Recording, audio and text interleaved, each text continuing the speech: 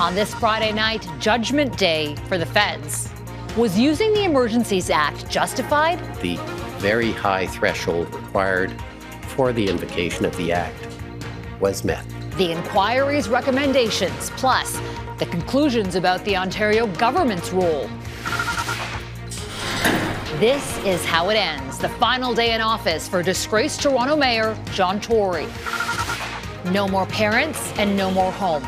The plight of the youngest earthquake survivors, now orphaned. Global National with Farah Nasser. Good evening. Thank you for joining us. After weeks of hearings and hours of witness testimony, an inquiry has found Prime Minister Justin Trudeau's government made the right decision invoking the Emergencies Act during last winter's Convoy protests, using the controversial powers for the first time in Canadian history. What began as a massive protest evolved into something entirely unprecedented. When the decision was made to invoke the Act on February 14th, 2022, Cabinet had reasonable grounds to believe that there existed a national emergency. Justice Rouleau says he made his decision reluctantly, blaming both government leaders and police for not acting sooner. Our chief political correspondent, David Akin, has been sifting through the hundreds of pages in the report, and he begins our coverage tonight. David, let's start with how we got here. Yeah, well, the commissioner you just heard, he's retired Ontario judge, Justice Paul Rouleau, and he says it's pretty clear to him how the emergency started. The response to the Freedom Convoy included a series of policing failures. Make no mistake, it was chaotic, it was lawless in downtown Ottawa, and the residents of Ottawa were afraid, and no one was helping them. But Rouleau also concluded that Ontario Premier Doug Ford and his government share some blame, that they were too slow to respond and essentially abandoned Ottawa to the convoy. Preparing for and responding to situations of threat and urgency in a federal system requires governments at all levels and those who lead them to rise above politics and collaborate for the common good. And so, by the middle of February last year, Prime Minister Justin Trudeau and his cabinet concluded they had to invoke the never-before-used Emergencies Act. We didn't want to have to invoke the Emergencies Act. It's a measure of last resort. Rouleau did not find fault with that decision. Cabinet had reasonable grounds to believe that there existed a national emergency arising from threats to the security of Canada that necessitated the taking of special temporary measures. Justin Trudeau! Those temporary measures included prohibitions on assembly, making it illegal to give food, fuel, supplies, or money to protesters, compelling tow truck drivers to assist police, and most controversially, allowing the RCMP to freeze the bank accounts of protesters. The measures taken by the federal government were, for the most part, appropriate and effective.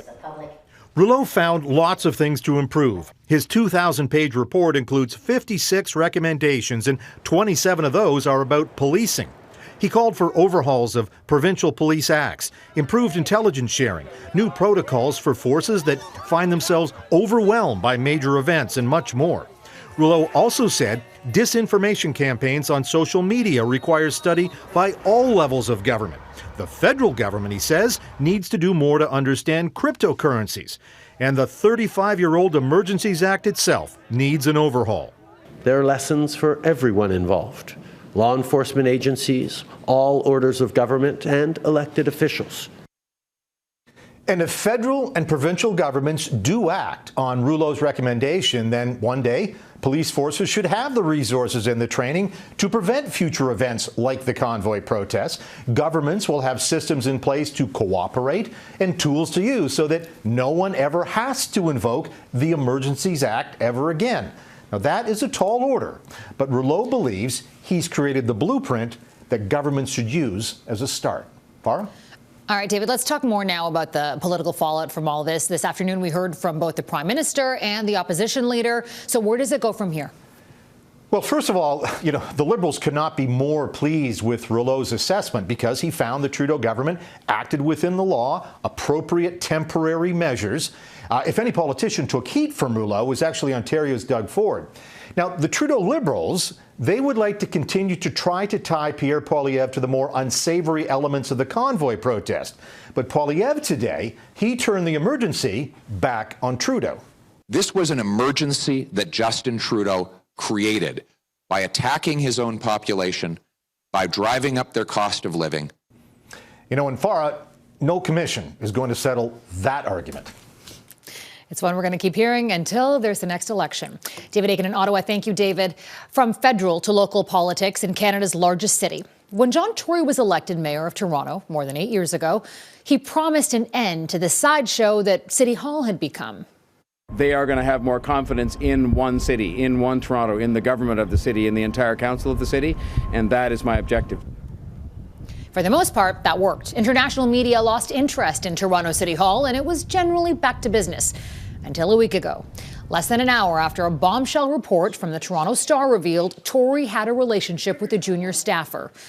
He announced his intention to step down, and today, as Mike Drolet reports, that resignation became official. This is how the last day of John Tory's time as mayor began. A lone cowboy strolled up to Toronto's City Hall at roughly 6:20 a.m. before hurling 4 eggs at the office windows. 2 hit, 2 went astray, and then he calmly walked away. How come you did that? Tory, for his part, barely glanced up from his paper on the day he officially resigned.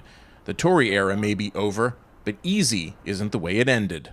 He ends on a rather, not an exciting note, but that's the way he came into office. He promised not to do much, and he didn't. So I should probably wash my hands. For his first 2 terms in office, Tory embodied the straight-laced, button-down conservative persona he promised. What did your staff know? Following the scandal-plagued circus of his predecessor, Rob Ford. He's done taking questions today. Mr. Chair, do you have any comments, sir? But last week, it all came crashing down. During the pandemic, I developed a relationship with an employee in my The office. consensual affair, which he says began early in the pandemic with a 31-year-old staffer, ended only recently. What's still unclear is if the mayor's office was compromised by the relationship, and that may never be known. I suspect this pretty much shuts down certainly any institutional city interest in looking into this further. He's no longer mayor. His legacy is certainly impacted, both as the squeaky clean mayor and devout family man. When he first came into office, he promised to keep taxes low, but that's come at the expense of affordable housing and crumbling infrastructure. What do I want to be remembered for? I know my departure and its circumstances will rank high on some lists, but I do hope that in time other things will stand out, that we are finally back to building transit. Now, taxpayers will have to spend millions on a by-election to replace their fiscally prudent mayor. After nominations and a short campaign, the mayor's office should have a new tenant by late spring. Mike Drolet, Global News, Toronto. To the U.S. now, where the 5 former Memphis police officers accused of killing Tyree Nichols have pleaded not guilty to criminal charges. Their arraignment today comes over a month after police and traffic cameras captured the suspects brutally beating the 29-year-old black man after a traffic stop. The 5 officers each face charges of second-degree murder, aggravated assault, aggravated kidnapping, official misconduct, and official oppression. Members of Nichols' family sat in the back of the courtroom. His mother says she will be at every court date until she gets justice for her son. I want each and every one of those police officers to be able to look me in the face. They haven't done that yet. They couldn't even do that today. They didn't even have the courage to look at me in my face after what they did to my son. Nichols was repeatedly punched and kicked on January 7th. He was hospitalized and he died 3 days later. Residents of an Ohio town are outraged about the potential harmful aftermath of a train derailment earlier this month, even though the state's governor says there is no evidence of increased toxicity so far. Nothing from the train derailment was found in the homes. Nothing was found out on the street. The monitoring will continue, however. State officials say there is no evidence of contaminants after more than 500 homes were tested.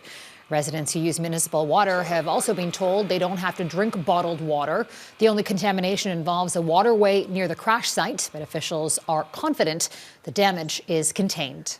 2 people have been killed in an avalanche near Golden, British Columbia, bringing the number of avalanche deaths in the province to 9 so far this year. And this is Family Day weekend, so experts are warning of increased danger as more people head into the backcountry. We're recommending people really take the extra time to think about, how big of an avalanche a particular piece of terrain could produce, and try and reduce their overall risk by exposing less people at a time to any given slopes.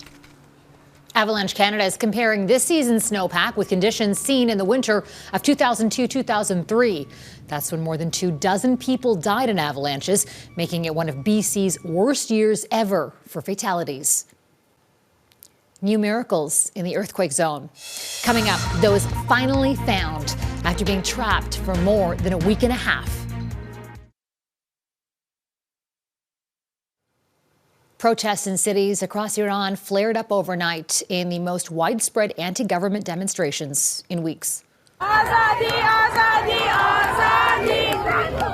Videos posted online show protesters marching through the streets chanting "Women, Life, Freedom" and calling for the overthrow of the Islamic Republic. The marches marked 40 days since the execution of 2 men on charges related to the ongoing protests.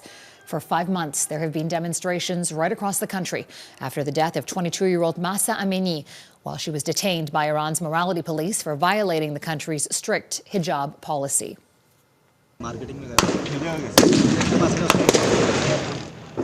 In Karachi, Pakistan, gunfire and multiple explosions as armed men stormed a police station. 3 police officers and a civilian were killed. 11 others were injured before police regained control. Pakistan's Taliban has claimed responsibility for the attack. The country has seen a surge in militant attacks since the Taliban ended a months-long ceasefire with the government in November. In Turkey, incredibly, survivors are still being pulled from the rubble 11 days after those devastating earthquakes.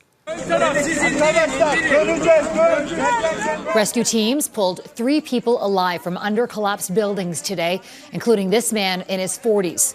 Last week, 2 powerful earthquakes struck Turkey and Syria, killing more than 43,000 people and leaving millions homeless.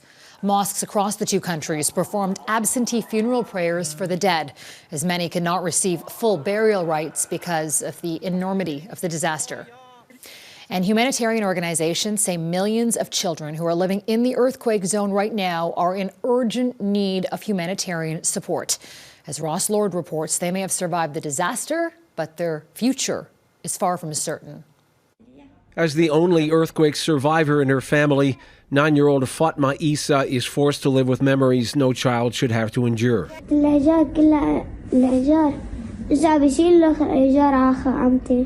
She recalls being covered in rocks, along with other family members in Syria, and it taking an hour to get her leg out from beneath the rubble. Fatma is among an estimated 7 million children affected by the quakes. Thousands are feared dead. Many others, like Fatma, are orphaned. In the desperate effort to provide food and warmth, the UN World Food Programme says it's fed 200,000 survivors in Syria. So we anticipate there's probably double that number that are still needing to get assistance, and we're desperately trying to get them assistance. Among the priorities, providing safe drinking water and sanitation to prevent the spread of diseases. In addition to life-saving essentials, UNICEF says it's working to provide play spaces for children in Syria and in Turkey. Children are very resilient, but with freezing cold, a child left on his or her own is at risk of their life. Another priority, reuniting children who've been separated from their families, something UNICEF in Turkey says has so far had only some success. We have identified at least 1,600 children who have been separated from their families, and at least almost 1,000 of them we have managed to reunite them with their families. For children who no longer have any family at all, like 3-year-old Tariq Haidar, the future is anyone's guess. His nurse says Tarek's mother and father were pulled out before he was rescued, but they did not survive. The vulnerability of the orphans is astounding. This baby girl, Aya, was born under rubble in Syria. The hospital caring for Aya almost lost her to a group of gunmen trying to kidnap her. Her doctor says she's been under police guard since several other people showed up, falsely claiming they're related to her. From a world away, such desperation is hard to comprehend. For the youngest children of this disaster, it may be all they know. Ross Lord, Global News. Protectionist pledge ahead. Why Joe Biden's bold economic strategy has the Canadian government concerned.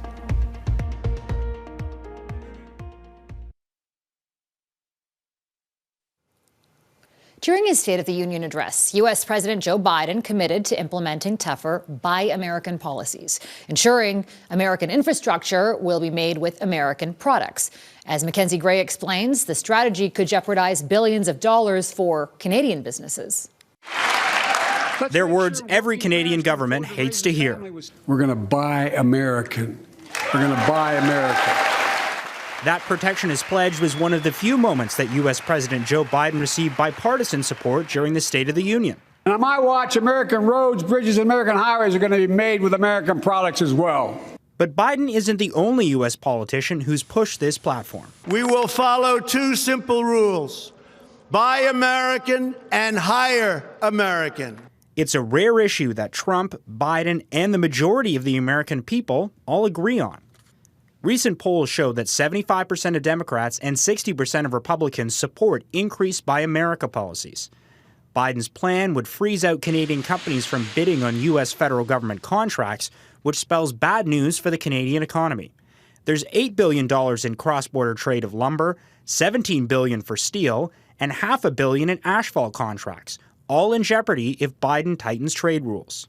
And that's the disappointing thing. I think Canadians expected when Donald Trump left office that we'd see a very different approach being taken by a new administration. Instead, what we've seen is President Biden doubling down on a number of the measures that Donald Trump put in place. The goal of the policy to try and bring more jobs back to the U.S. and increase manufacturing. But many economists say it actually drives up costs. If you're looking at it from a consumer welfare perspective, it leaves consumers worse off. The Canadian government plans to lobby members of Congress who have close business ties with Canada to try and put pressure on the administration.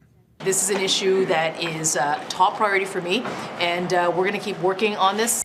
The U.S. federal government is currently studying how to implement the Biden Buy America policies, and that gives the Liberals some time to try and carve out a Canadian exemption with the U.S. administration. Farah? Mackenzie Gray in Ottawa. Thank you, Mackenzie. And that's Global National for this Friday night. I'm Farah Nasser. On behalf of our whole crew, I want to thank you so much for spending part of your Friday evening with us. Tonight's Dear Canada is the hot air balloon event in Vernon, British Columbia. Until tomorrow, take care of yourselves and take care of each other. Good night.